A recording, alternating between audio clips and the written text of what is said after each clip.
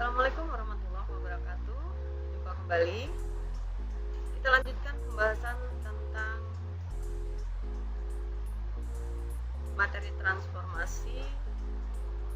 Kali ini membahas tentang dilatasi.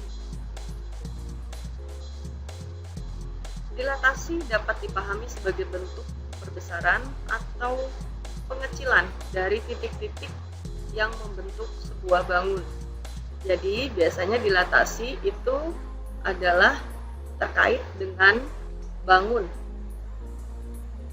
Untuk rumus pada dilatasi ada dua hal yang perlu diperhatikan, yaitu pusat dilatasi dan faktor skalanya.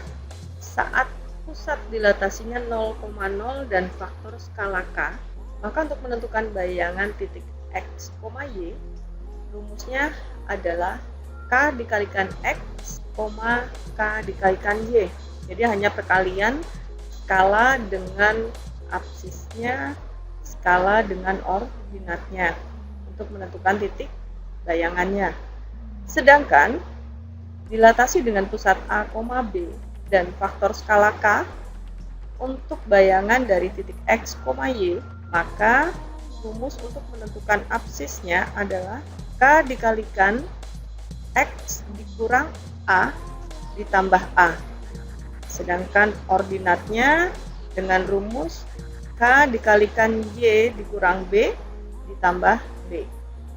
Sifat dilatasi dapat dilihat dari nilai K-nya. Jika K lebih dari 1, maka bayangannya berupa bangun yang diperbesar dan searah dengan bangun asal. Jika K-nya di antara 0 dan 1, maka bangun bayangannya diperkecil dan searah dengan bangun asal.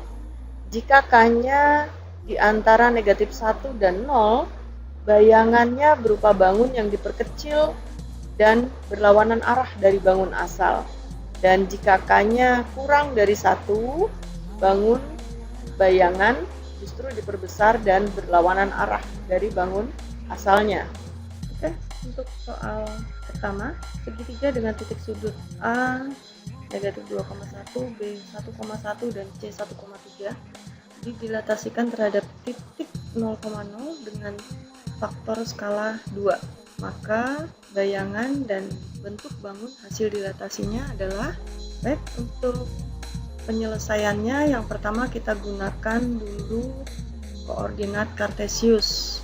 Kita tempatkan titik A, titik B, titik C sesuai dengan koordinatnya.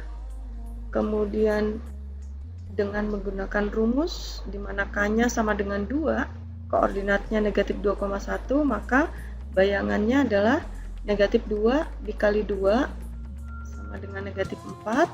1 kali 2 itu sama dengan 2. Jadi koordinat bayangan dari A adalah negatif 4,2. Dengan cara yang sama, titik B 1,1, maka bayangannya adalah 1 dikali 2 itu 2, 1 dikali 2, 2 juga. Jadi koordinat titik bayangan B adalah 2,2.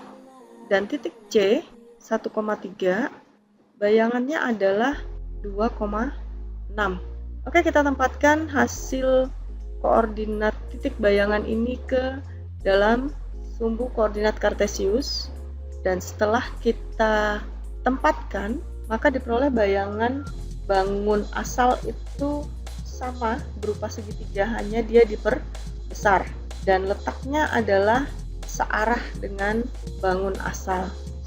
Soal selanjutnya adalah segitiga dengan titik sudut A 2,2, B negatif 2,4 dan C negatif 4,2 akan didilatasikan terhadap titik 0,0 dengan faktor skalanya negatif setengah. Maka titik bayangan dan bentuk. Oke, pertama kita menggambarkan sumbu koordinat kartesiusnya dan menempatkan titik asal yaitu A di 2,2, B negatif 2,4 dan C negatif 4,2. Setelah itu dengan menggunakan rumus di mana K-nya adalah sama dengan negatif setengah, maka didapat bayangan dari titik A 2,2 adalah 2 dikalikan negatif setengah itu negatif 1, dan 2 dikalikan negatif setengah itu juga negatif 1. Jadi bayangan dari titik A adalah negatif 1, negatif 1 di sini ya. Selanjutnya titik B negatif 2,4 dengan cara yang sama seperti menentukan titik bayangan A, maka negatif 2 dikalikan negatif setengah itu adalah positif 1, 4 dikalikan negatif setengah adalah negatif 2. Letak titiknya adalah di sini 1, negatif 2. Sedangkan titik C dengan koordinat negatif 4,2 bayangannya adalah negatif 4 dikalikan setengah. Negatif 4 dikalikan negatif setengah itu 2, sedangkan 2 dikalikan negatif setengah itu adalah negatif 1. Oke, letak titiknya di sebelah sini 2, negatif 1. Setelah itu kita hubungkan dengan garis ketiga titik ini, diperoleh bayangan hasil dilatasinya adalah ternyata lebih kecil dan berlawanan arah dengan bangun asalnya. Demikian, semoga bermanfaat dan terima kasih sudah menyimak. Wassalamualaikum warahmatullahi wabarakatuh.